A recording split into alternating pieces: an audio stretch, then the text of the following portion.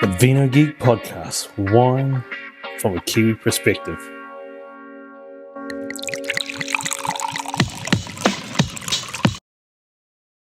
This is the Vino Geek Podcast, and this week we're talking about reserve wines. What does that name mean on a wine?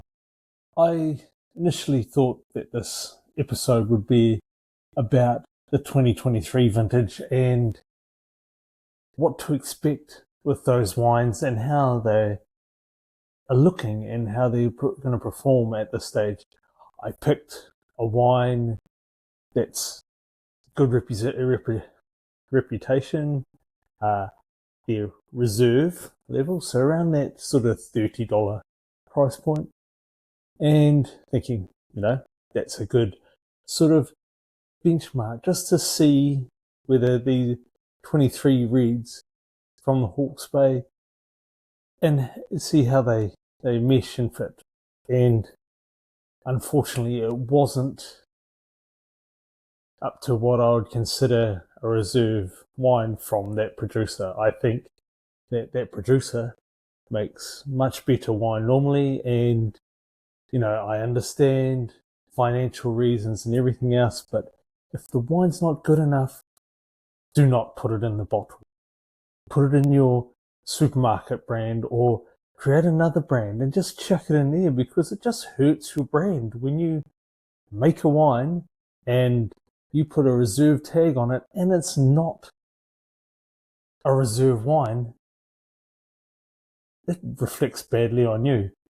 And unfortunately, I feel like this wine is that. I'm not going to review it as a wine of the week because it just was not good enough. It's undrinkable. It's quite plainly and honestly, it's rubbish. I mean, I understand that 23 was a difficult vintage, everything else, but don't put that in your reserve label. I know you have higher tiers above that reserve and you wouldn't have made those, but don't make the reserve. So this is where this episode comes to, is that these wines that say reserve, are they really reserve wines? To be honest with you, no, they're not. For years I've sold these wines as a reserve wine to restaurants and what have you, but really it's just a name. It's just level, and it's normally the one above their entry level. So they have the entry level, then they have a reserve, and then they have one or two more after that. And that's really the reserve level wines. Yeah. For whatever reason, it's become a thing that in New Zealand, wine companies call the level above the entry level reserve, which it's not. Let's face it. The entry level is just average quaffers. Then what they call a reserve is just a little bit, it's just a step higher. It's not much better. And, although in good years, it is a little better, but it's not their best. So this whole term reserve has got this wrong meaning, if you know what I mean. We expect reserve wines to be of a high quality, high caliber, and it's really just they should really reword it where, there was a time with wine companies where they'd make a second label, and it might be, for instance, Astrolabe has their Durvillier label. Now, that's the entry level. And then they have their estate. And this is what these companies that have their reserve label should really be doing, is have another name for that entry level, and then have their estate. Then they can have their reserve. None of this. Let's call that sort of $30 price point the reserve, because it's not a reserve. Let's be fair, it's not reserve. It's not special parcels of this or what have you. It's not. It's just another tier in the cog. I love the fact that potentially it's Pernod Ricard because they own Church Road, and then likes of Cellini, who are Portuguese though. They've obviously looked at the market and seen that there's all these wines that say reserve on them, but they're not reserve wines. So instead of doing that, what they do is they both use the term Grand Reserve or Grand Reserve, giving us that we're Kiwi.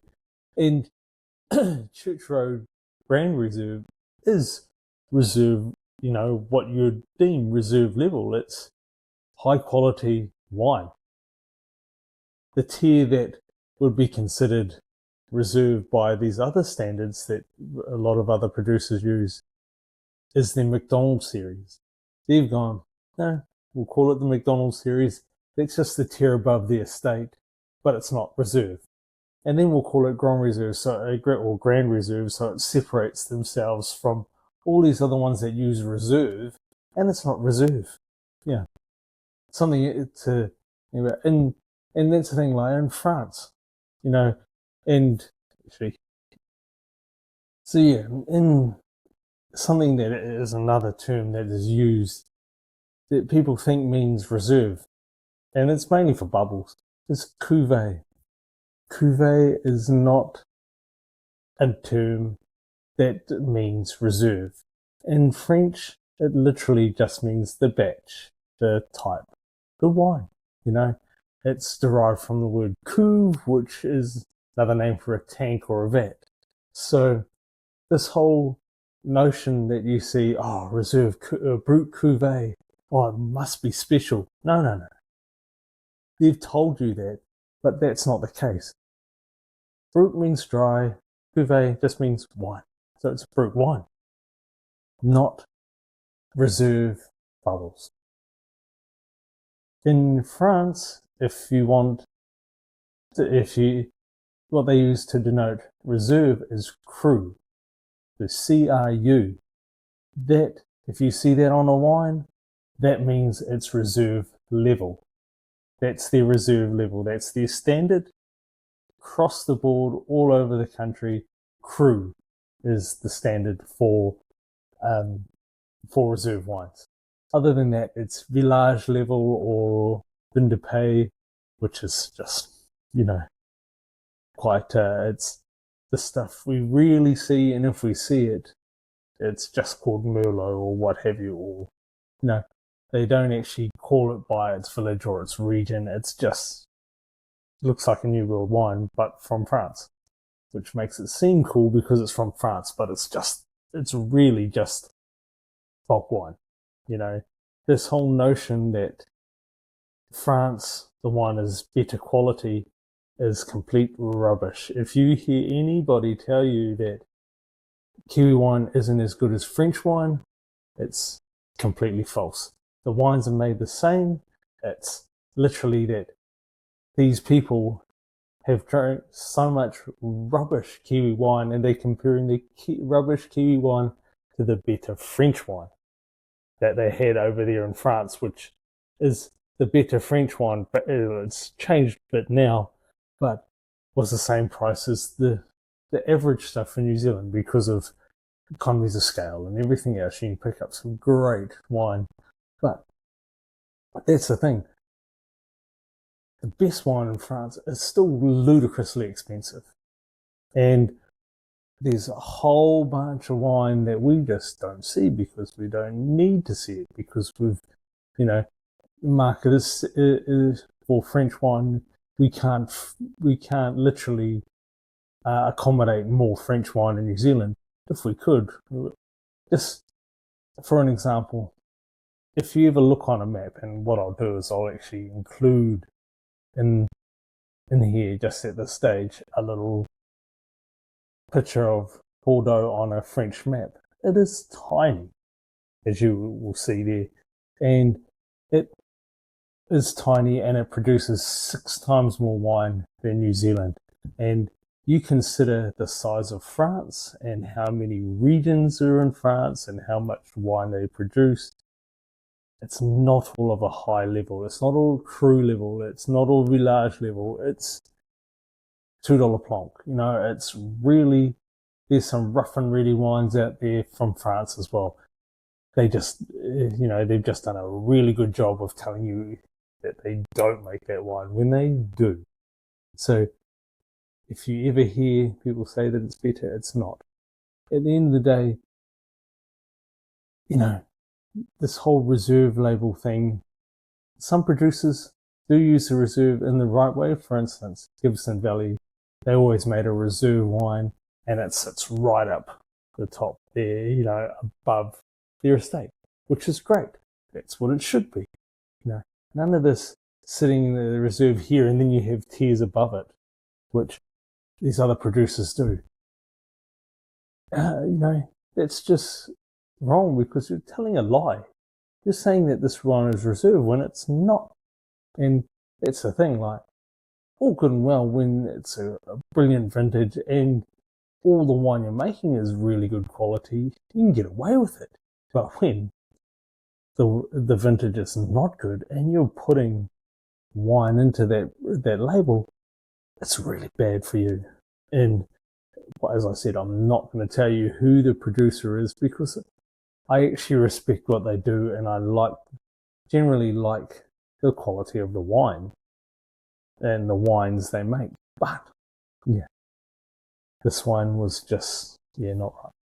Anyway, back to this whole reserve thing. I mean, as I said, cru, and then they have tiers of cru as well. So, for instance, in Bordeaux, there's 5 different classes in their original cru classification. They have brought in another one since then, which is cru bourgeois, which sort of sits alongside the lower tiers of that cru system.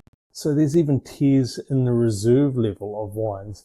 And then you've got Premier Cru and Burgundy, and then Grand Cru, which is like little buttonhole, little pockets of vineyards that were deemed better again than the rest of it.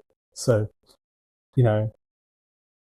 this whole notion that wine, French wine is better.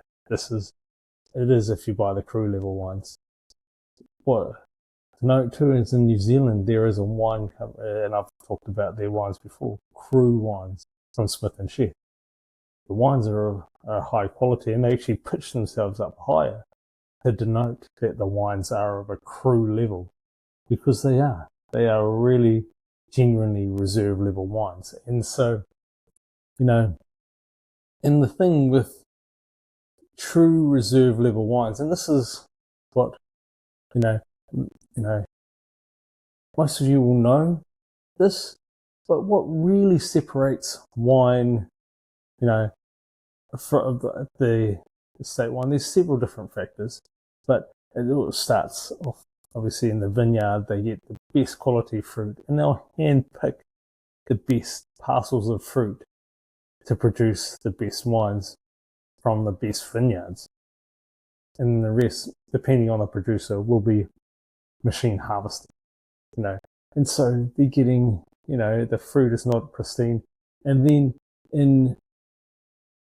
if it is a true reserve wine, what they'll do is even hand select berries. So individual berries. They won't take the whole bunches because some have imperfections, some have holes in them, what have you, maybe a little bit of rot here and there. They'll pick those out. Some aren't as ripe as others or what have you. And they're looking for the best of the best. So that's sort of the first part. They select the best fruit they can.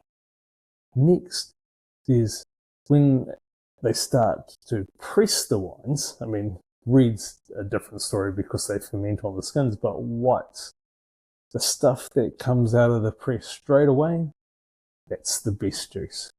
They will keep that aside, so they might pick the best parcels, and then, of say, Chardonnay, what have you, put it into the press, and before they even start the press, whatever comes out, they'll put that into a barrel by itself, and that's all barrels, depending on how much they get and how big and they'll put that aside, and that's their very best stuff. And then they move on down the line with, and the more they press, the more they pick up the stuff they don't want. The negative taste, the coarseness from the tannin, just the roughness, and they'll put that into their cheaper wines, and they will hide that with techniques and what have you. The bigger companies that normally use that reserve label, if you like, also have these other techniques to extract more juice out of the yield. So, for instance, most places, smaller producers will get about 60% recovery for their juice. And, these bigger companies are pushing sort of 90% with these other techniques. And that 30% is not great, but still, it's something that's fermentable, it's something they can turn into wine. And that will be kept aside and turned into wine and go into their cheap stuff, because they don't want that in to sully their more expensive stuff. Then, whilst those things happen, there's still another tier where they barrel select. So, or they pick the right tanks or the right barrels or what have you, and they'll taste them and go, oh yeah, these ones taste the best. And that goes into the reserve, and the rest filters down. And so true reserve wines will go through all these levels of scrutiny. Now, if your reserve wine is one up from your entry level, it hasn't gone through all those levels of scrutiny. It's gone through one or two, maybe. It's just before the leftovers. Your entry level is basically the leftovers. Sure, producers like Temata and even Astrolabe that I mentioned earlier, and Craigie Range is another one. They'll get rid of the stuff they don't want. The stuff that doesn't make the grade for their wine, they'll get rid of it. And they'll sell it on the black market, and it'll pop up on those online discount like black market or vintage as a clean skin, as a random label. Nothing wrong with the wine, but it's the stuff they don't want. I remember probably about 10 years ago now, 10 years ago, the reject wine from Astrolabe won a trophy. And it goes to show the quality of their Sauvignon Blanc, is that the stuff they didn't want won a trophy. Now, you say, oh, why didn't Astrolabe win a trophy? Well, what happened, the Astrolabe story is they went in and Simon Waghorn made his wine. He entered into competitions, trophy, gold, what have you. Set himself up. Everybody knew his wines were, as good as anything in the country. So he nailed his reputation, and he doesn't need to keep entering these competitions. But this other company that brought the leftovers, obviously they're new to the market. They wanted to establish themselves. They entered the wine and won the trophy. And this is, so the wine still can be quality, but for the most part, it's just the reject stuff. It's the stuff they don't want.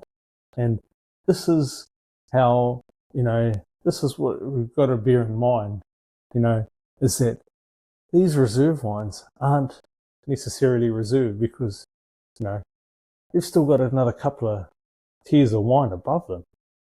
Sure, likes of, I'm just trying to think of a producer that's not the producer I'm talking about.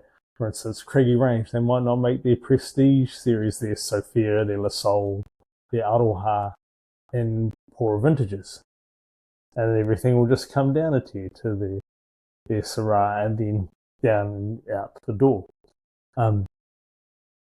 But there's others that produce it every year, or, at least have that tier above the reserve every single year. So even the reserve on poor years isn't the best wine that the company has.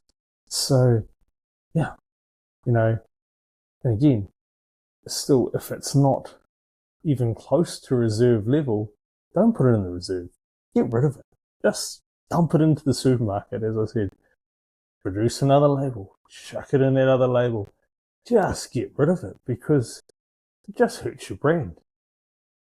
It just dumbfounds me that a producer of the caliber of this producer that produces really good wines has done this. I mean, I have to admit, very hard sell for me at the merchant, even though I respected and rated the wines. It was really hard when I was there to sell the wines. And this, when people try this wine, this won't help them at all. Trying to sell your wine when it's difficult. And I understand that, because it isn't easy to sell their wine, perhaps, they have to because they need to make money. But, there's other ways to do it. There's, you just bite the bullet and just get rid of the vintage because it just hurts you. I mean, because I was looking at talking about, I was hoping to taste this red and it was going to be decent enough, but it wasn't because I tasted a lot of the whites from 23, lots of Chardonnay, particularly from 23 because of Hawke's Bay. The majority of the white they make is Chardonnay. And, one thing is that compared to other years from the Hawke's Bay, there's a hole in the wine. The wine texturally, like the smell is there, all the flavors there, but it just has this sort of dip in the middle, towards the back end. It just falls away. And it's not a bad thing because in that same notion, a lot of French Chardonnay has that same quality. Burgundian, because it is a cooler climate than Hawke's Bay even, it does fall away at times on the back of the palate, Not a bad thing, it's just what it is. But when you're comparing it to, previous years where the wine doesn't fall over, or just drop away towards the back of the palate, it is something that is to be aware of. And that's the thing. I was wanting to talk about how, that's not a bad thing. It's just a stylistic thing, given that a lot of Burgundian wines do have that sort of, it's not a full carry through. There's still that length. There's still the finish is still long, but it's not a full, it doesn't continue with the body and the texture right through the palate. It drops. And Burgundian, not all of them do, but there's it's quite common for that sort of, that little dip, it sort of comes along and then just falls a little bit and then continues on like that. Instead of with Hawke's Bay, it will, big start, good middle, and it'll just continue on and then drop away at the finish. And that's something I really noticed. And, and so it doesn't, it's not going to dominate, this is a thing when it comes to food. It's not going to dominate the food. So it's not a bad thing because all of a sudden it frees itself up to be a little bit more nimble, a little bit more agile on its feet when it comes to food and wine. You can pair it better with lighter foods, lighter dishes because of that little dip in there.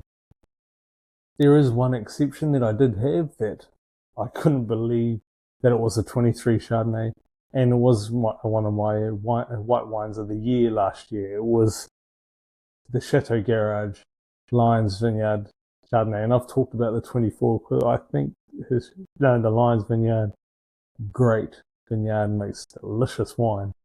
And yeah, that's the only one that didn't have that dip. It just kept on trucking. And so really interesting, that sort of thing. But that's what I wanted to talk about with you, but this read just didn't live up to it. And I feel, a little bit annoyed that I spent my money on this and the wine didn't deliver. I don't mind, if I could drink it and it was quaffable, I would have been fine with that. And that's kind of what I expected. But to have something I couldn't drink, yeah, that says a lot. Anyway, I'll leave my rambling there. Just what I really wanted to convey was, don't be sucked in by the reserve label. Most of the time it is just a tier above the entry level. And, just remember that. Don't go to the supermarket, oh, this is a reserve, it must be good. Because it says reserve doesn't mean it's good. It just means it's better than the entry level. There's always more above it. So yeah, that's it. After the break, we'll have our wine of the week. Just taking a quick pause in the episode to remind you to like, subscribe, comment, and come and follow me on socials too. Okay, now the wine of the week. So this week, going with a 23 red, just because I can. But I'm going for something from Central Otago where they had a hot vintage. So no problem with ripeness at all. I mean, to be honest, the 23 Pinots that I've had been a little bit too ripe. This is a reserve level wine. It is Soho McQueen Pinot Noir, and so with Soho they have two tiers. They have their white label and they have their black label, and so by default their black label is their reserve. Now, the other thing about this one, it's made by Grant Taylor, who is an absolute legend from Varley wines. If you've seen Varley, it's Grant Taylor, and he's an absolute legend with Pinot. And so pick this one because 23, it's reserve level, so it fits in with the theme, even though it's Central Otago. So the colour, beautiful garnet red, so bold garnet red. The nose, you could smell how ripe the fruit was. There was a cooked strawberry note, which I'm not a big fan of. It's just fresh strawberries. That's me to a T. Just eating fresh strawberries. I don't like cooked strawberries, so smelling the cooked strawberries. Oh, even kirsch. Those it's that cherry brandy. So again, sort of cooked, sort of hot cherries. That's how ripe this was. Rich, ripe spice. Then on the palate, it's just round and fruit forward, super soft tannin, and little to no acidity. Again, that whole, there was acidity there being Pinot, but it was very light, very feathery, very pillowy, so it wasn't very present as far as an impact on the palate and the tannin. Well, that was just ripe and just velvety smooth. And then, just really easy, and then a nice finish with coffee, which, roasted coffee. So it was just again, full on sort of dark, hot sort of flavors coming through.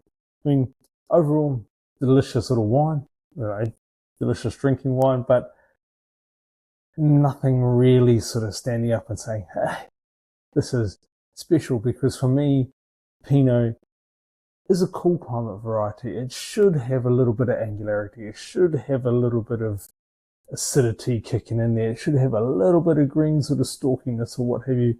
A little bit more interest to the palate. It shouldn't just be this rich, round wine. It should be like a Merlot or a Shiraz or a Grenache, and that's the 23 reds that I've been tasting are very much like southern French reds. Those Central Otago, they're just too hot, too ripe, and which is, if that's just the style you like, go for it. Fill your boots, get as many 23s as you can. However, don't expect them to sell out as long as other vintages. I mean, potentially they will, and it'll all come down to the quality of winemaking. So, and so on and so forth. So be wary about cellaring 23 Central Otago Reds. But as far as food goes, braised meats, so sort of braised beef, short rib, things like that. Just hearty food. A rich burger work quite well. This is very sort of Zinfandelish with the style of wine it is. And so that works well with burgers and that sort of, barbecue meats and things like that. So try that with it. As far as the score goes, still really well made, still a high quality wine. So it's hard to not give it high score. So it is 19 out of 20 and a 92 out of 100 because it is still a very, very well made wine. It's just from a hot vintage, so it's reflective of the vintage. I feel like it's just missing a little more because it's from that warmer vintage. So that's our wine of the week this week. As far as next week is concerned, I don't have a theme as yet. Basically, I need to start lining up some more themes, but it just seems to be that themes come to me and then I just roll with it and go. So I'll keep you posted on that. So until next time, thank you as always for joining us. Sante and God bless.